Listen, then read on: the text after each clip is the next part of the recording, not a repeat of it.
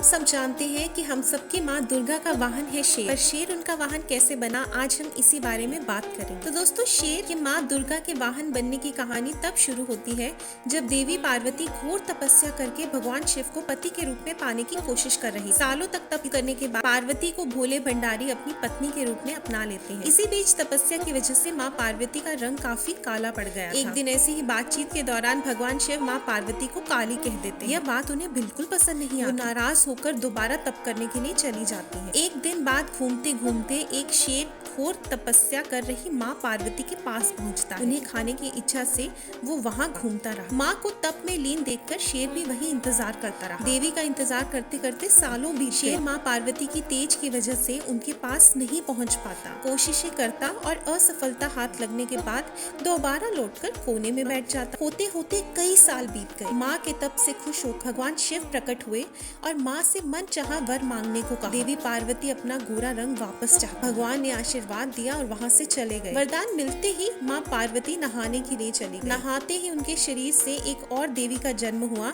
जिसका नाम कौशिकी पड़ा। उसके शरीर से काला रंग भी निकल गया और माँ का रंग पहले की तरह ही साफ हो गया। इसी वजह से माता पार्वती का नाम माँ गौरी भी पड़ गया। नहाने के कुछ देर बाद माँ की नजर शेर पर पड़ी। शेर को देखते ही उन्होंने भगवान शिव को याद किया और शेर के लिए भी वरदान मांगा। माता पार्वती ने भगवान से कहा, हे नाथ, ये शेर सालों से मुझे भोजन के रूप में ग्रहण करने के लिए इंतजार कर रहा था। मेरे पूरे तप के दौरान भी यही था।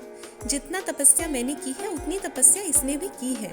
इसी वजह से अब वरदान के रूप में इस शेर को मेरी सवारी बना दी। भगवान ने खुश होकर माता की बात मान ली और शेर को उनकी सवारी बना दी। आशीर्वाद मिलते ही माता शेर पर सवार हो गई और तभी से उनका नाम शेरा वाली और दुर्गा पड़ गया। तो दोस्तों, अगर आपको भी शेरा वाली माता और उनके शेर की ये कहानी पसंद आई तो वीडियो को लाइक, शेयर और सब्सक्राइब जरूर कीजिएगा। हाँ, अगर माता के सच्चे भक्त हैं तो जय माता दी लिखना तो बिल्कुल मत भूलिएगा।